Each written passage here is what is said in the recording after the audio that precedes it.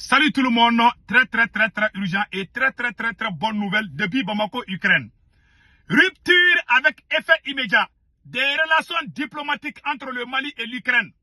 Source, ministre de l'administration territoriale, colonel Ablaye Maïga. Le Mali vient de mettre fin à ses relations diplomatiques avec l'Ukraine.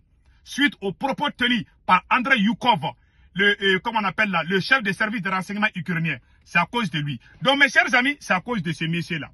Et les propos de l'ambassadeur ukrainien.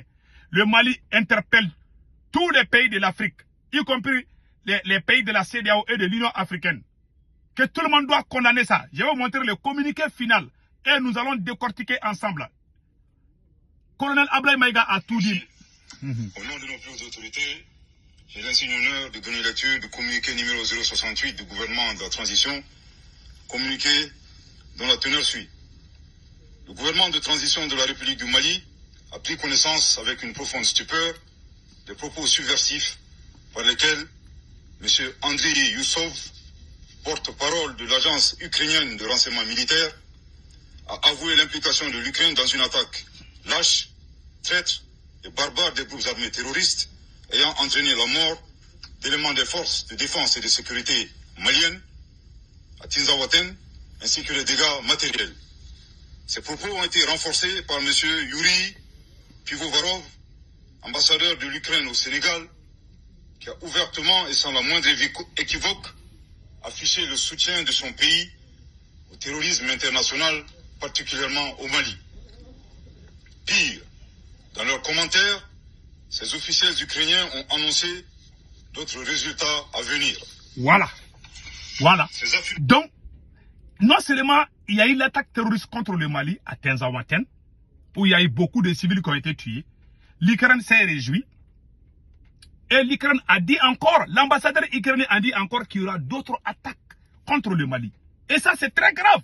Donc, écoutons les restes. Information d'une extrême gravité, n'ayant fait l'objet d'aucun démenti, ni d'une condamnation de la part des autorités ukrainiennes, montre un clair soutien officiel du gouvernement ukrainien au terrorisme en Afrique, au Sahel et plus précisément au Mali.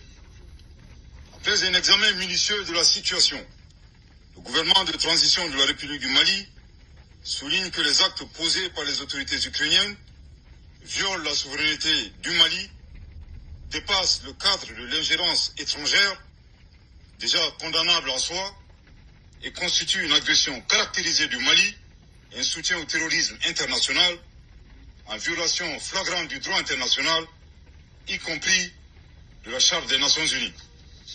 Le gouvernement de transition de la République du Mali. Donc, l'ambassadeur ukrainien a fait des commentaires sur les terroristes. Le président ukrainien ne s'est pas désolidarisé. Au contraire, elle s'est tue. Il y a eu des actions. Le service de renseignement ukrainien a reconnu leur participation avec les terroristes. L'ambassadeur encore. Mais pourquoi le président ukrainien ne s'est pas désolidarisé? Parce que tout le monde est en train de se battre contre les terroristes aujourd'hui. Comment un État peut défendre les terroristes qui attaquent un pays pauvre comme le Mali? Écoutons les restes.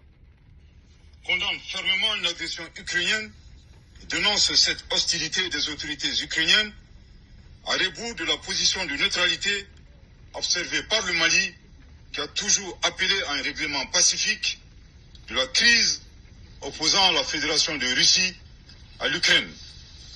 En outre, le gouvernement de transition de la République du Mali adhère totalement au diagnostic établi par la Fédération de Russie, qui a pourtant mis en garde le monde depuis des années sur la nature néo-nazie et scélérate des autorités ukrainiennes, aujourd'hui alliées du terrorisme international, loin des aspirations de paix et de stabilité du peuple ukrainien.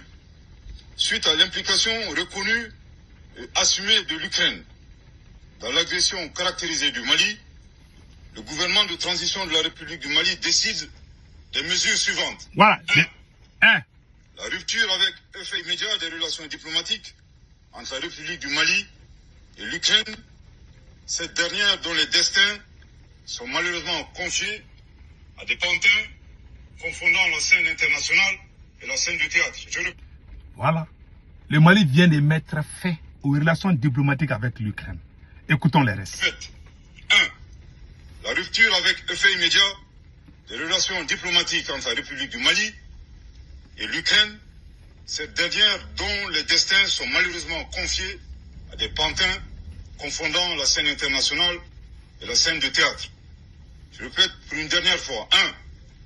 1. La rupture avec effet immédiat des relations diplomatiques entre la République du Mali et l'Ukraine, cette dernière dont les destins sont malheureusement confiés à des pantins confondant la scène internationale et la scène de théâtre.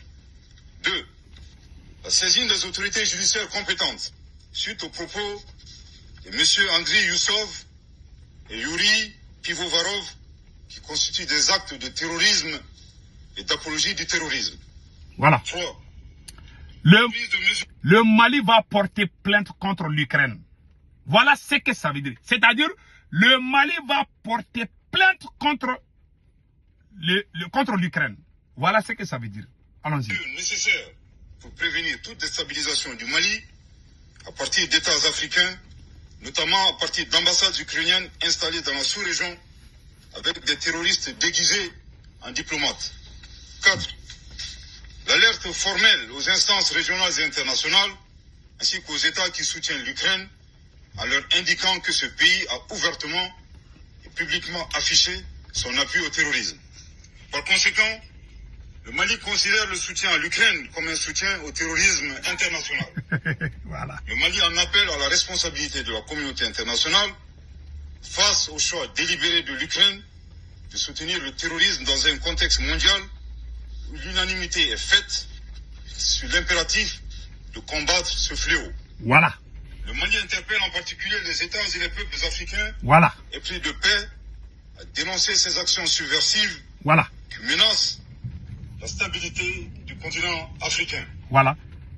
Donc, la CEDEAO est interpellée ici. Le Mali demande aux États africains. L'AES a déjà fait. Le Sénégal a déjà fait. Nous attendons les restes. Nous attendons la CEDEAO de condamner. C'est un pays européen qui est venu attaquer le Mali. Si c'était un autre pays qui attaquait un pays européen, les Blancs allaient s'unir contre leurs ennemis. Nous, les Africains, nous devons montrer cet exemple. Même si nous ne sommes pas dans la CEDEAO, ces genres de choses, ça concerne tous les pays. Normalement, la CEDEAO et l'Union africaine doivent sortir de leur silence et dénoncer cet acte. Tous les pays africains doivent dénoncer ça. Donc, écoutons les restes. Le gouvernement de transition de la République du Mali réitère ses remerciements aux pays amis du Mali qui ont manifesté leur solidarité face aux attaques terroristes perpétrées avec le concours de sponsors étrangers. Le gouvernement de transition de la République du Mali note que cette agression entretenue par l'Ukraine s'inscrit dans le schéma plus large de certains acteurs qui soutiennent activement et instrumentalisent les groupes armés terroristes coalisés à des groupes rebelles à des fins hégémoniques et néocoloniales et pour briser la dynamique d'émancipation, de reconquête de la souveraineté et du développement socio-économique enclenché par la conférence des États du Sahel, AES. Les actes d'agression, loin d'atteindre leur objectif, renforcent au contraire l'engagement et la détermination du Burkina Faso, de la République du Mali et de la République du Niger, dans le cadre de la Confédération des États du Sahel, AES, à poursuivre avec plus de vigueur leur marche résolue vers le raffermissement de leur souveraineté et la prise en main de leur destin, pour le bonheur des populations de l'AES. Voilà. Donc, il est en train de montrer ici que, malgré tous ces actes-là, le Mali, le Burkina et le Niger restent ensemble pour combattre le terrorisme. Donc, voilà. Les pays de l'AES sont toujours ensemble, unis pour combattre le terrorisme. Écoutons les restes. Leur marche résolue vers le raffermissement de leur souveraineté et la prise en main de leur destin. Voilà. Pour le bonheur des populations de l'AES. Voilà. Le Mali s'incline devant la mémoire de toutes les victimes de l'insécurité au Sahel et réaffirme que les crimes perpétrés ne resteront pas impunis. Que Dieu bénisse le Mali et l'AES, fait à Bamako le 4 août 2024. Merci de votre très aimable attention. Que Dieu bénisse l'AES. Vous avez tous entendu ce qui vient de se passer. Ça, c'est une excellente nouvelle. Donc, vraiment, le Mali va porter plainte contre l'Ukraine. Le Mali a mis fin à ses relations diplomatiques avec l'Ukraine. Bravo aux autorités maliennes.